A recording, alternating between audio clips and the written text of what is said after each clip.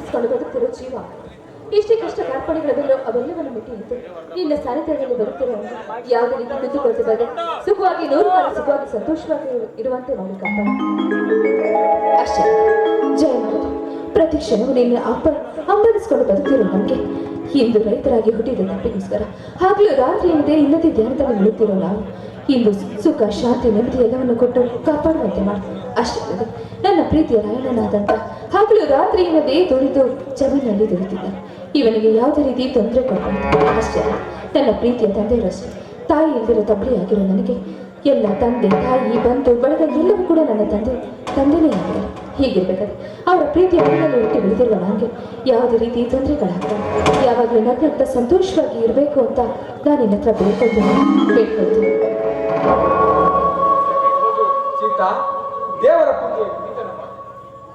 ಮುಗೀತಪ್ಪಾಜಿ ನೋಡಿ, ಈ ದೇವರ ಪ್ರಸಾದವನ್ನು ಸ್ವೀಕರಿಸಿ ನನಗೆ ಆಶೀರ್ವಾದ ಮಾಡಿ.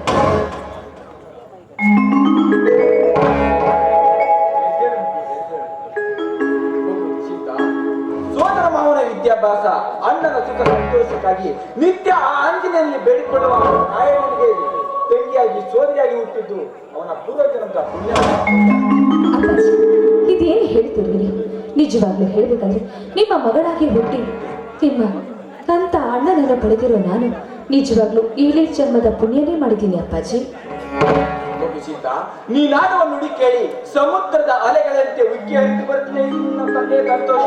ಅಷ್ಟೇ ಅಲ್ಲಮ್ಮ, ಈ ದಯಾನಂದನ ಮನೆಯ ಗೌರವದ ಗೋಪುರ ಕಳಚಿಕೆ ನೀನು ಬಂಗಾರದ ಕೆಲಸವಮ್ಮ. ಅಪ್ಪ ಇದೇನಪ್ಪಾಜಿ ನೀವು ಇಷ್ಟೊಂದು ಹೊರಡ್ತಿರ್ಬೋದು?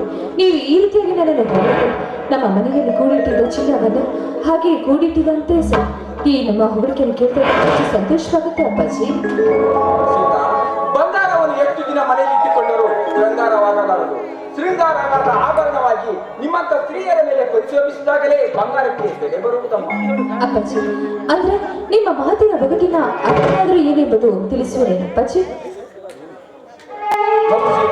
ವಯಸ್ಸಿಗೆ ಬಂದ ನಿಮ್ಮಂತ ಹೆಣ್ಣು ಮಕ್ಕಳು ಗಟ್ಟಿಯಾದ ಬಂಗಾರವಿದ್ದಂತೆ. ಗಟ್ಟಿಯಾದ ಬಂಗಾರ ಎಂದು ಮನೆಯಲ್ಲಿ ಇಟ್ಟುಕೊಂಡರೆ ಹಿರಿಯರಾದ ನಮ್ಮ ಧರ್ಮವಲ್ಲಮ್ಮ. ಇವತ್ತ ಹೇಗಾದ್ರೂ ಮಾಡಿ ನಿನ್ನ ಸೋದರತ್ತೆಯ ಮಗನಾದ ರವಿಕುಮಾರ್ನಿಗೂ ಮದುವೆ ಮಾಡಿ ಬಿಟ್ಟರೆ ನನ್ನ ತಲೆ ಮೇಲಿನ ಭಾರ ಇರುತ್ತದೆ. ಅಪ್ಪಾಜಿ ವಯಸ್ಸಿಗೆ ಬಂದ ಮಕ್ಕಳನ್ನು ಇನ್ನು ಮದುವೆ ಮಾಡಿ ತನ್ನ ಗಂಡನ ಮನೆಗೆ ಕಳಿಸ್ಬೇಕಾದ್ರೆ ಅವರು ನಿಜವಾಗ್ಲೂ ಪುಣ್ಯ. ವಯಸ್ಸಿಗೆ ಬಂದ ಮಕ್ಕಳನ್ನು ಮನೆಯಲ್ಲಿ ಇಟ್ಕೊಳ್ದೆ ಎಲ್ಲ ಜವಾಬ್ದಾರಿಯುತವಾಗಿ ಕಳಿಸ್ಬೇಕು. ಅವರು ಅಲ್ಲಿ ಹೋದ ನಂತರ ಎಲ್ಲ ಕಾರ್ಯಗಳನ್ನು ಪೂರೈಸಬೇಕಾಗಿ ನಿಮಗೆ ಒಳ್ಳೆಯ ಹೆಸರನ್ನು ಬರಬೇಕಾದದ್ದು ಅವರ ಕರ್ತವ್ಯ ಸೇರಿದ್ದೇನಪ್ಪಾಜಿ. ಸೀತಾ, ನೀನಾಡುವ ನುಡಿ ಕೇಳಿ ಕ್ಷಣಕ್ಕೂ ನನ್ನ ಹೃದಯ ಆನಂದ ಸಾಗರದಲ್ಲಿ ಮುಳುಗುತ್ತದೆ. ಅಷ್ಟೇ ಆದರೆ ಇಂಥ ಆನಂದದ ಸನ್ನಿವೇಶದಲ್ಲಿ ನಿನ್ನ ಹಾಡಿನ ಬಳಿ ಇದ್ದಿದ್ದರೆ ಎಷ್ಟು ಆನಂದ ಪಡುತ್ತಿದ್ದಾಳೋ ಏನು. ಅಪ್ಪಾಜಿ ಹೇಳ್ತಿದ್ದೀರಪ್ಪಾಜಿ. ದೊಡ್ಡ ತಾಯಿ ಇಲ್ದಿರೋ ತಪ್ಪಿ ಆಗಿದ್ರು ಪರವಾಗಿಲ್ಲ, ತಂದೆ ತಾಯಿ ಬಳಗ ಎಲ್ಲ ಪ್ರೀತಿಯನ್ನು ಕೂಡ ನೀಡಿದವರು ನೀವು ಅಪ್ಪಾಜಿ. ಹೀಗಿರ್ಬೇಕಾದ್ರೆ ನಿಜವಾಗ್ಲು ತಾಯಿ ಇಲ್ಲ ಅನ್ನೋ ಕೊರಗು ನೀವು ಯಾವತ್ತೂ ನನಗೆ ಕಾಣಿಸ್ತಿಲ್ಲ. ಬೆಳೆಸ್ತವರು ನೀವು. ಹೀಗಿರ್ಬೇಕಾದ್ರೆ ನನ್ನ ತಾಯಿ ಅಂದು ಗೃಹಿಣಿಯ ಬಗ್ಗೆ ನುಡಿದಂತ ಮಾತುಗಳು ಇಂದು ನನ್ನ ಮನಸ್ಸಿನಲ್ಲಿ ಹಾಗೆಯೇ ಅಚ್ಚಳಿಯಾಗಿ ಉಳಿದಿದೆ ಅಪ್ಪಾಜಿ. ಗೃಹಿಣಿಯ ಬಗ್ಗೆ ಏನೆಂದು ತಿಳಿ ಹೇಳ್ತದ ನಿಮ್ಮಮ್ಮ? ಅಪ್ಪಾಜಿ ಪ್ರತಿಯೊಂದು ಹೆಣ್ಣು ಮಗಳು ಮದುವೆಯಾಗಿ ಗೃಹಸ್ಥಿಯಾಗಿ ತನ್ನ ಗಂಡನ ಮನೆಗೆ ಹೋಗ್ಬೇಕಾದ್ರೆ ಆ ಗಂಡನ ಮನೆಯಾಗಿ ತವರು ಮನೆಯಾಗಿ ಹುಟ್ಟಿ ಬಾಳಿ ಬೆಳಗುವಂತ ಒಳ್ಳೆ ಹೆಸರನ್ನ ತರಬೇಕು. ಯಾವುದೇ ರೀತಿ ಕೆಟ್ಟತನದಿಂದ ನಡ್ಕೊಳ್ಬಾರ್ದು. ಹುಟ್ಟಿದ ಮನೆಗೂ ಮಿಟ್ಟಿದ ಮನೆಗೂ ಕೀರ್ತಿ ತರುವಂತ ಹೆಣ್ಣು ಮಗಳಾಗಿ ಬಾಳಿ ಬದುಕಬೇಕು ಅಂತ ಹೇಳಿದ ಮಾತುಗಳು ಇದು ನಮ್ಮಲ್ಲಿ ಹಾಗೆ ಮೂಡಿ ಬಂದಿದೆ. ಆ ಮಾತುಗಳು ಈ ನನ್ನ ಕಿವಿಯಲ್ಲಿ ಹಾಗೆ ಅಚ್ಚರಿಯೇ ಉಳಿದಿದೆ. ಒಟ್ಟಾರೆ ಹೇಳಬೇಕೆಂದರೆ ನನ್ನ ತಂಗಿಯ ಮಗನಾದ ರವಿಕುಮಾರ್ನಿಗೂ ಮದುವೆಯಾಗಿ ಈ ನನ್ನ ರಾಯಣ್ಣನಿಗೆ ಒಂದು ಒಳ್ಳೆಯ ಆದರ್ಶತೆ ದೊರೆತು ನಿಮ್ಮಿಬ್ಬರ ತಲೆ ಮೇಲೆ ನಾನು ಅಕ್ಷತೆ ಕಾಳು ಹಾಕಿಬಿಟ್ಟರೆ ನನಗೆ ತುಂಬಾ ಸಂತೋಷ ಆಗುತ್ತದೆ. ಹಾ ಸೀತಾ, ಇನ್ನೊಂದು ವಿಷಯ ಮತ್ತೆ ಬಿಟ್ಟಿದ್ದೆ. ಮೈಸೂರಿಂದ ಪತ್ರ ಹಾಕಿದ್ದೇನೆ. ಹೌದಾ? ಹಾಗಿದ್ರೆ ಇದು ಅಪ್ಪಾಜಿ ಪತ್ರ ತಾರಮ್ಮ ಕೊಡ್ತೇನೆ. ಮಾವನ ಪತ್ರ ಬಂದಿದ್ದರೆ ಅಮೃತವೇ ಸಿಕ್ಕಷ್ಟು ಸಂತೋಷವಾಗುತ್ತದೆ. ತೆಗೆದುಕೊಳ್ಳಮ್ಮ. ಏನ್ ಬರ್ತಿದ್ದಾನೆ ಅಂತ ಸ್ವಲ್ಪ ಓದಿ ಹೇಳಮ್ಮ.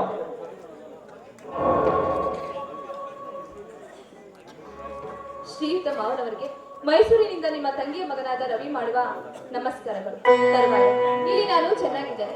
ನನ್ನ MA ಅಭ್ಯಾಸವು ತುಂಬಾ ಚೆನ್ನಾಗಿ ನಡೆದಿದೆ. ಆದ್ರೆ ಇದೇ ತಿಂಗಳ ದಿನಾಂಕ 12ನೇ ತಾರೀಕಿನಂದು 30ನೇ ತಾರೀಕಿನವರೆಗೂ ಕಾಲೇಜು ಬಿಟ್ಟಿನ ಕಾರಣ ತಾರೀಕು 13ರಂದು ನಾನು ಊರಿಗೆ ಬರುತ್ತೇನೆ. ಈ ವಿಷಯವನ್ನು ರಾಯಣ್ಣನಿಗೂ ಹಾಗೂ ನನ್ನ ಪ್ರೀತಿಯ ಸೀತಳಿಗೂ ತಿಳಿಸಿ ಇಂತಿ ನಿಮ್ಮ ಅಳಿಯ ರವಿ. ಒಂದೆರಡು ವಾರ ಇದ್ದೋಗ್ಲಿ ಬಿಡಮ್ಮ. ಹಾ, ರಾಯಣ್ಣ ಮಚ್ಚಳ್ಳಿ ಆಂಜನೇಯ ಜಾತ್ರೆಯ ನಿಮಿತ್ತವಾಗಿ ಟಗರಿನ ಕಾಳಕ್ಕೆ ಹೋಗಿದ್ದ, ಇನ್ನೂ ಬರ್ಲಿಲ್ಲ. ಇವತ್ತು ಕುರಿ ಕಾಯ್ಲಿಕ್ಕೆ ನಾನೇ ಹೋಗ್ಬೇಕಾಗಿತ್ತೆ. ಒಳಗಿದ್ದ ಕಂಬಳಿ ಕೊಡ್ಲಿ ತಗೊಂಡು ಬರಮ್ಮ. ಹಾಗೆ ಆಗ್ಲಿ ಅಪ್ಪಾಜಿ. ಅಣ್ಣ ಬಂದಿದ ತಕ್ಷಣ ನಾನು ಕಳಿಸ್ಕೊಡ್ತೇನೆ, ತಗೊಂಡು.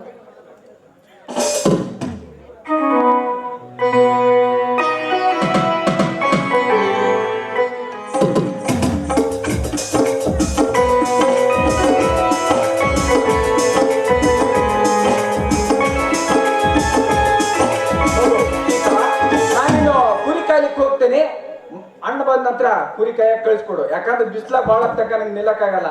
ಮನೆ ಕಡೆ ಜೋಪಾನ. ಆಯ್ತಪ್ಪಾಜಿ, ನೋಡು. ಆದಷ್ಟು ಬೇಗ ಕಳಿಸ್ಕೊಡು.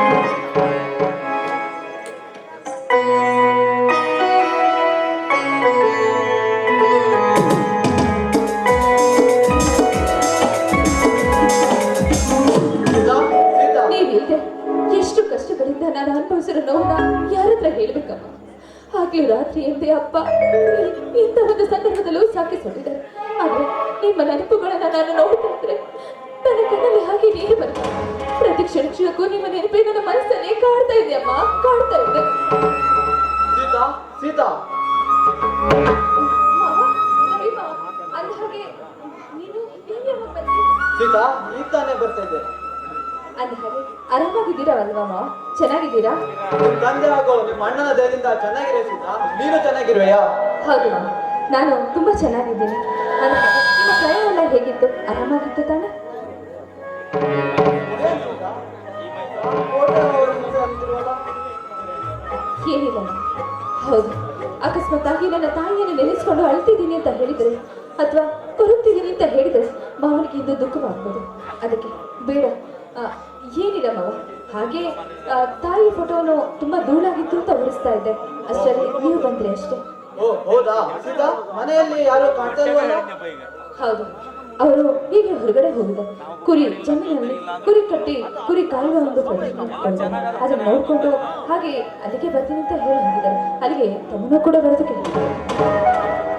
ಸೀತಾ, ನಿನ್ನ ಮುದ್ದಿನ ಮುಖ ನೋಡುತ್ತಾ ಕಾಲಾಕಾಶ ನನಗಿರೋದು ಕೇವಲ 2 ವಾರ. ಅಂದ್ರೆ 2 ವಾರ ಬಿಟ್ಟು ಮತ್ತೆ ಹೋಗಿರ ಮಾವ ನೀವು? ಹೌದು ಸೀತಾ. ಮಾವ, ನಿಜವಾಗ್ಲೂ ನೀವು ಹೋದ್ರೆ ನನಗೆ ತುಂಬಾನೇ ಬೇಸರವಾಗಿದೆ ಮಾವ. ಸರಿ, ಹಾಗಾದ್ರೆ ಬನ್ನಿ ಮಾವ. ಹೊಟ್ಟೆ ತುಂಬಾ ಊಟ ಮಾಡಿದಿರಂತೆ, ಬನ್ನಿ. ಊಟ ಸಿದ್ಧತೆ ಆಮೇಲೆ ಮಾಡುವಂತೆ ಸೀತಾ. ಮೊದಲು ಈ ಮಾವನಿಗೆ ಟಿಫನ್ ಕೊಟ್ಟು ಮನಶಾಂತಿ ಮಾಡೆ. ಈಗಲೂ ಕೂಡ ನಿಮ್ಮ ಹುಡುಗಾಟಿಗೆ ಬಿಡೋದಿಲ್ಲ ಅಂತ ಹೇಳ್ತೀರ.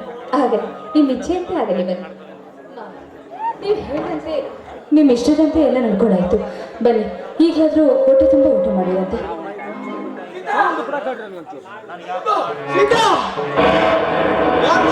ಏನಾಯ್ತು? ಆಗ್ಬಿಟ್ಟೇನಪ್ಪ, ಎಲ್ಲ ಮುಗಿಯಿತಪ್ಪ. ನಮ್ಮ ಕತೆ ಎಲ್ಲ ಮುಗಿಯಿತು. ಯಾಕೆ ಮಾವ, ಏನಾಯ್ತು? ಆ ಜಮೀನ್ದಾರ ನನ್ನನ್ನು ಸಿಕ್ಕಾಪಟ್ಟೆ ಹೊಡೆದು ನನ್ನ ಕಂಬಳಿ ಕೊಟ್ಲೆಯನ್ನು ಕಸಿದುಕೊಂಡು ನಮ್ಮ ಕುರಿಗಳನ್ನು ಅವನ ಮನೆಯ ಅಂಗಳದಲ್ಲಿ ಕಟ್ಟಿ ಹಾಕಿರುವನು. ಯಾಕೆ ಆ ಜಮೀನ್ದಾರ ನಮ್ಮ ಕುರಿಗಳನ್ನು ಕಟ್ಟಿ ಹಾಕಿರುವನು? ರವಿ, ಪ್ರತಿ ಸಲ ಮತ್ತಿಹಳ್ಳಿ ಆಂಜನೇಯನ ಜಾತ್ರೆಯ ನಿಮಿತ್ತವಾಗಿ ಹಮ್ಮಿಕೊಂಡಿರುವ ಟಗರಿನ ಕಾಳಗದಲ್ಲಿ ನಮ್ಮ ರಾಯಣ್ಣನ ಟಗರು ಆ ಜಮೀನ್ದಾರನ ಟಗರನ್ನು ತೋರಿಸಿ ಅವಮಾನ ಮಾಡುತ್ತಿದ್ದಕ್ಕಾಗಿ ಅವನು ನಮ್ಮ ಮೇಲಿನ ಸೇಡಿಗಾಗಿ ನಮ್ಮ ಕುರಿಗಳನ್ನು ಕಟ್ಟಿ ಹಾಕಿರುವನಪ್ಪ, ಕಟ್ಟಿ ಹಾಕಿರುವನು. ಈಗಲೇ ಆ ಜಮೀನ್ದಾರನ ಮನೆಗೆ ಹೋಗಿ ಅವನ ಎದೆ ತಟ್ಟಿ ಕೇಳಿ ಬರೆಯುವ ಮಾವ, ನಮ್ಮ ಕುರಿಗಳನ್ನು ಬಿಟ್ಟು ಬಿಡೆಂದು. ಬೇಡ, ನಾನು ನಾಳೆ ಹೋಗಿ ಕುರಿಯ ಹಿರಿಗಾರನನ್ನು ಕರೆದುಕೊಂಡು ಹೋಗಿ ಬಿಡಿಸಿಕೊಂಡು ಬರುತ್ತಿದ್ದೇನೆ. ಹಾ, ಇನ್ನೊಂದು ವಿಷಯ, ರಾಯಣ್ಣ ಬಂದನಂತೆ ಕಾಣುತ್ತದೆ. ಈ ವಿಷಯ ಅವನಿಗೆ ತಿಳಿಯುವುದು ಬೇಡ. ತಿಳಿದರೆ ರಕ್ತದ ಒಕ್ಕುಳಿ ಹರಿಯುವುದರಲ್ಲಿ ಸಂದೇಹವೇ ಇಲ್ಲ.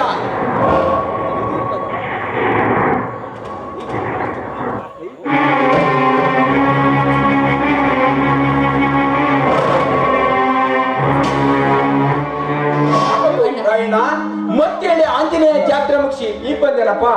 ಹೌದಪ್ಪ, ಈಗಷ್ಟೇ ಬಂದೆ. ಹೇ ರವಿ ಮಾಮ, ನೀನ್ ಯಾವಾಗ ಬಂದ್ಯೋ? ನಾನ್ ಬಂದು 2-3 ತಾಸು ಆಯ್ತು ರಾಯಣ್ಣ. ಅಣ್ಣ, ಏನಾಯ್ತಣ್ಣ? ಈಗ ತಾನೇ ಜಗತ್ತಿಂದ ಬಂದಿರೋ ನಿನ್ಗೆ ಇಂದು ಸಂತೋಷದ ಸಮಯದಲ್ಲಿ ನೀನು ಸಂತೋಷವಾಗಿದೆಯಾ ತಾನೆ? ಅಂದ ಹಾಗೆ ನೀ ಹೇಳಿದಂತೆ ಎಲ್ಲವೂ ಕೂಡ ನಡೆದು ಹೋಯ್ತು ತಾನೆ?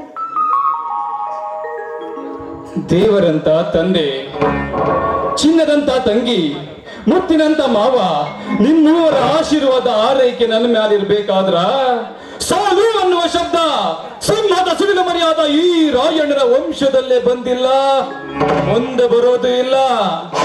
ಅಪ್ಪಾಜಿ, ಪ್ರತಿ ಸಲದಂತೆ ನಮ್ಮೂರಿನ ಆಂಜನೇಯ ಸ್ವಾಮಿಯ ಜಾತ್ರೆ ನಿಮಿತ್ತ ಏರ್ಪಡಿಸಿದ ಕುರಿಯ ಕಾಳಗ ಸ್ಪರ್ಧೆಯಲ್ಲಿ ಈ ರಾಯಣ್ಣನ ಮೇಯಿಸಿದ ಟಗರು ಸುತ್ತೇಳ ಹಳ್ಳಿ ಅರಸ ಅನಿಸಿಕೊಂಡಿರುವ ಆ ಜಮೀನ್ದಾರನ ಟಗರನ್ನು ಒಂದ ಏಟಿಗೆ ಗುದ್ದಿ ಊರು ಸುತ್ತಿ ತಿರುಗಿ ಬಿಡುವಂತೆ ಹೊಡೆದು ಕನಕ್ಕನ ಕಾಲಕ್ಕೆದರಿ ಹೊಡಿ ಎಬ್ಬಿಸಿದ ಟಗರು ಅಂತೇಳಿ ಆ ಆಂಜನೇಯ ಸ್ವಾಮಿಯಿಂದ ಬಿರುದು ಪಡೆದು ಕಡೆ ಕಿತ್ತುಕೊಂಡು ಬಂದಿದೆ ತಂಗಿ ಈ ರಾಯಣ್ಣನ ಟಗರು. ಅಣ್ಣ, ನೀನು ಹೇಳಿದ ಮಾತಿನಿಂದ ನನಗೆ ಈಗ ತುಂಬಾ ಸಂತೋಷವಾಯ್ತಣ್ಣ, ತುಂಬಾ ಸಂತೋಷವಾಯ್ತು. ಹಾ ಅಪ್ಪಾಜಿ, ತೆಗೆದುಕೋ ಅಪ್ಪಾಜಿ. ಈ ಸಲದ ಬಹುಮಾನ ಹಾಗೂ ಬೆಳ್ಳಿ ಕಡೆ 5,000 ರೂಪಾಯಿ ಹೇಳೋಣ. ಅಪ್ಪಾಜಿ, ಆಶೀರ್ವಾದ ಮಾಡಪ್ಪಾಜಿ. ಎದ್ದೇಳು ಮಗು, ಎದ್ದೇಳು. ಆ ಆಂಜನೇಯನ ಆಶೀರ್ವಾದ ಸದಾ ನಿನ್ನ ಮೇಲೆ ಇರುವುದೇ ನನ್ನ ಆಶೆಯಪ್ಪ. ಅಪ್ಪಾಜಿ, ಆ ಆಂಜನೇಯ ಸ್ವಾಮಿಯ ಆಶೀರ್ವಾದದೊಂದಿಗೆ ತಂದೆ ತಂಗಿಯರಾದ ನಿಮ್ಮಿಬ್ಬರ ಆಶೀರ್ವಾದ ಆರೈಕೆ ನನ್ನ ಮೇಲಿರಬೇಕಾದ್ರ ಈ ಸಮಾಜದಲ್ಲಿ ಬಂಡರಾಗಿ ಪುಂಡಾಟಿಕೆ ನಡೆಸುತ್ತಿರುವ ಬಂಡ ಪುಂಡರ ಸ್ಥಳ ಸುಳಿ ನೋಡಿ ಕಡಿದು ಅವರ ನೆತ್ತರವನ್ನ ಕುಡಿದು ಕುರಿಗಾರ ಹುಲಿಯಾಗಿ ನಿಲ್ಲುವೆ ಈ ಸಮಾಜದಲ್ಲಿ. ರಾಯಣ್ಣ, ನೀನು ಮೇಯಿಸಿದ ಟಗರು ಯಾವ ಕಣಕ್ಕಿಳಿಸಿದರೂ ಗೆದ್ದು ಜಯಶಾಲಾಗಿ ನಮ್ಮ ಮನೆತನದ ಹೆಸರು ತಂದಿದ್ದು, ನೀನು ಕೂಡ ನಮ್ಮ ಮನೆತನದ ಹೆಸರನ್ನು ತರಬೇಕಪ್ಪ. ನಮ್ಮ ಮನೆತನಕ್ಕೆ ಅಷ್ಟೇ ಅಲ್ಲ ಅಪ್ಪಾಜಿ, ಇಡೀ ಕನ್ನಡ ನಾಡಿನ ಕುರುಬರ ಕುಲಕ್ಕೆ ಕೀರ್ತಿ ತಂದು ವೀರ ಸಂಗೊಳ್ಳಿ ರಾಯಣ್ಣನಂತೆ ಗಂಡುಗಲಿ ಹಾಲು ಮತದ ಹುಲಿಯಾಗುವೆ. ಒಳ್ಳೆಯವರಿಗೆ ಧರ್ಮರಾಯನಾಗಿ, ಕೆಟ್ಟವರಿಗೆ ಯಮಧರ್ಮನಾಗಿ, ಈ ಕನ್ನಡ ನಾಡ ತಾಯಿಗೆ ಕೇಡು ಬಗೆಯುವ ಬಂಡ ಪುಂಡರಿಗೆ ಗಂಡುಗಲಿ ಹಾಲು ಮಗದ ಹುಲಿಯಾಗಬೇಕು. ಆಯ್ತಪ್ಪಾಜಿ, ಮುತ್ತೈದೆಯರಿಗೆ ಮಗನಾಗಿ, ಕಟುಕ ಶ್ರೀಮಂತರಿಗೆ ಶಿವನ ಉರಿಗಣ್ಣಾಗಿ, ಬಂಡ ಪುಂಡರಿಗೆ ಪ್ರಚಂಡ ಕೊಡ್ಲಿಯಾಗಿ ನಿನ್ನಾಸೆ ಹಂಗ ಹಾಲು ಮತದ ಹುಲಿಯಾಗುವೆ. ನಿನ್ನ ಮಡಿಲಿನಲ್ಲೇ ಮಡಿವೆನಪ್ಪಾಜಿ.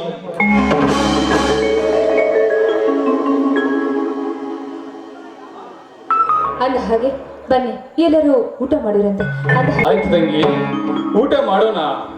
ಊಟ ಮಾಡಿ ನಾನು ಮತ್ತೆ ಕುರಿ ಕಾಯಕ್ ಹೋಗ್ಬೇಕು. ನಮ್ಮೂರಿನ ಹುಡುಗರು, ಬೆಂಗಳೂರಾಗಿದ್ದು ಹುಡುಗರೆಲ್ಲ ಬಂದಾರ, ಕ್ರಿಕೆಟ್ ಆಡಕ್ ಹೋಗ್ಬೇಕು. ಅಕ್ಷಯ ವಿಷ್ಣು ಅವಾಗಿಂದ ಫೋನ್ ಮಾಡ್ತಾ ಇದಾರ, ಜಲ್ದಿ ಹೋಗ್ಬೇಕು. ನನ್ಗೆ ಊಟ ಬಡಿಸು. ಇಂದು ನೀನು ಮನೆಯಲ್ಲೇ ಇರಪ್ಪ, ನಾನೇ ಕುರಿ ಕಾಯಲು ಹೋಗ್ತೇನೆ. ಯಾಕಪ್ಪಾಜಿ, ಪ್ರತಿನಿತ್ಯ ಈ ರಾಯಣ್ಣ ಮನೆಗೆ ಬಂದ ತಕ್ಷಣ ನೀನಿಂದ ಕುರಿಗಳು ಉಪವಾಸ ಆಗಿದೆ. ಮೊದಲು ಕುರಿಗೆ ಹೋಗಿ ರಾಯಣ್ಣ ಅಂತ ಹೇಳೋ ನೀನು, ಇವತ್ತ್ಯಾಕೋ ನಾನು ಹೋಗ್ತೀನಿ ಅಂತ ಹೇಳ್ತಿದೀಯಲ್ಲ, ಯಾಕಪ್ಪಾಜಿ, ಏನಾತು? ರಾಯಣ್ಣ, ಅದು ಯಾಕ ರವಿ, ಏನಾಯ್ತು? ಆ ಜಮೀನ್ದಾರ ನಮ್ಮ ಕುರಿಗಳನ್ನು ಏನು ಮಾಡ್ಯಾರ? ಹೇಳಪ್ಪಾಜಿ, ಯಾಕ ಸುಮ್ಮನೆ ನಿಂತಿದ್ಯಾ? ತಂಗಿ, ನೀನಾದ್ರೂ ಹೇಳು, ನಮ್ಮ ಕುರಿಗಳಿಗೆ ಏನಾದಂತ? ನೀನು ಇವಾಗ ಹೇಳಲಿಲ್ಲ ಅಂದ್ರ ಈ ರಾಯಣ್ಣನ ಮೇಲೆ ಆಣೆ ಆಗತ್ತೆ. ಹೇಳ್ತೇನೆ. ಆ ಜಮೀನ್ದಾರು ಅಪ್ಪ ಹೋಗಿದ ತಕ್ಷಣ ಎಲ್ಲ ಕುರಿಗಳನ್ನು ಕೂಡ ನೆನೆಸ್ಕೊಂಡು ಅಪ್ಪನಿಗೆ ಬಾಯಿಗೆ ಬಂದಂತೆ ಬೈದು ಅಂದು ಆ ಕುರಿಗಳನ್ನೆಲ್ಲ ಅಲ್ಲಿ ಇಸ್ಕೊಂಡ್ಬಿಟ್ಟಿದ್ದಾರೆ. ಅಷ್ಟೇ ಅಷ್ಟೇ ಅಲ್ಲ ಅಣ್ಣ, ಆ ಕುರಿಗಳನ್ನು ಕೂಡ ಹೊರಗಡೆ ಬಿಡದೆ ಎಲ್ಲ ಕುರಿಗಳನ್ನು ಕೂಡ ಅಲ್ಲೇ ಕಟ್ ಹಾಕ್ಬಿಟ್ಟಿದ್ದಾರಣ್ಣ. ಆದ್ರೆ ಕಟ್ಟಾಕಿ ಅಪ್ಪನ ಮಾತ್ರ ಅಲ್ಲಿಂದ ಬಂದಿದ್ದಾರೆ, ಆದ್ರೆ ಕುರಿಗಳೆಲ್ಲವೂ ಕೂಡ ಅಲ್ಲೇ ಕಟ್ಟಾಕಿ ಅಲ್ಲೇ ಬಿಟ್ಟಿದ್ದಾರಣ್ಣ. ಇದನ್ನೇನು ಹೇಳ್ತಾ ಇದೆಯಾ ತಂಗಿ? ನನ್ನ ಹೃದಯದಲ್ಲಿ ರಕ್ತ ಕುದಿಯುತ್ತಿರುವ ಪ್ರಯಾಜ್ಞೆ ಜಾಲಿಯ ಮಾತನ್ನ ಹೆಂಡು ಕುರಿಗಳ ಗಂಡನೆನಿಸಿಕೊಂಡ ಈ ರಾಯಣ್ಣನ ತಂದೆ ಮ್ಯಾಲ ಕೈ ಮಾಡ್ಯಾನಂದ್ರ ಈ ರಾಯಣ್ಣ ಇದ್ದು ಸತ್ತಂತ ತಂಗಿ, ಇದ್ದು ಸತ್ತಂತೆ. ಬೇಗ ಹೇಳಪ್ಪ ಜೈ, ನಿನ್ನ ಮ್ಯಾಲ ಕೈ ಮಾಡಿದ ಜಮೀನ್ದಾರನ ಏನ್ ಮಾಡಿ ಅಂತ. ನಾ ಹೇಳುವ ಮಾತು ಸ್ವಲ್ಪ ಕೇಳಪ್ಪ, ಅರ್ಥ ಮಾಡಬೇಡ.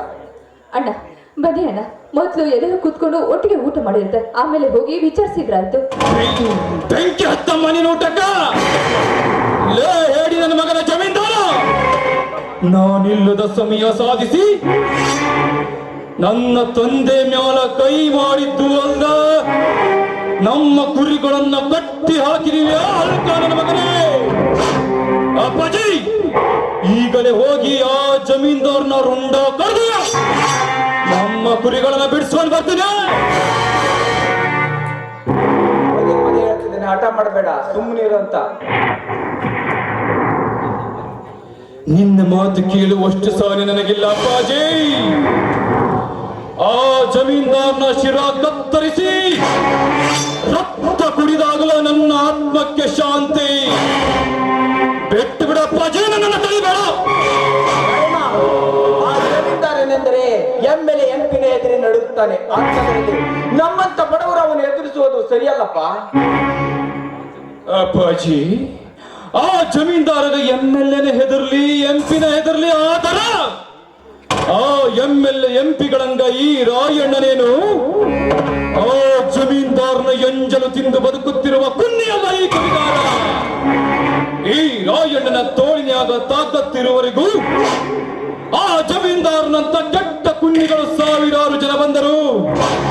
ಅವರ ನೆತ್ತಿಯ ನೆತ್ತರವನ್ನ ಕುಡಿದು ಗಂಡು ಗುಲಿ ಕುರಿರಾಯ ಹುಲಿಯಾಗಿ ನಿಲ್ಲವೇ ಈ ಸಮಾಜದಲ್ಲಿ. ಅಪ್ಪಾಜಿ, ಈ ಮಾತು ಆ ಸೂರ್ಯ ಚಂದ್ರರ ಮೇಲಾಣೆ, ಬೀಸುವ ಗಾಳಿಯ ಮೇಲಾಣೆ, ಹರಿಯುವ ನೀರಿನ ಮೇಲಾಣೆ, ಸುತ್ತ ಭೂಮಿ ಮೇಲಾಣೆ. ಈ ಮಾತು ಸುಳ್ಳಾದ್ರ ಈ ರಾಯಣ್ಣ ತಾಯಿ ಚಾಣಿಯ ರಕ್ತಕ್ಕೆ ಹರಿದಿದ್ದಾನಂತ ತಿಳಿ. ಬರ್ತೀನಿ ಅಪ್ಪಾಜಿ, ಆ ಜಮೀನ್ದಾರ್ನ ರುಂಡ ಕಡ್ದು ನನ್ನ ಕುರಿಗಳನ್ನ ಬಿಡಿಸ್ಕೊಂಡು ಬರ್ತೀನಿ.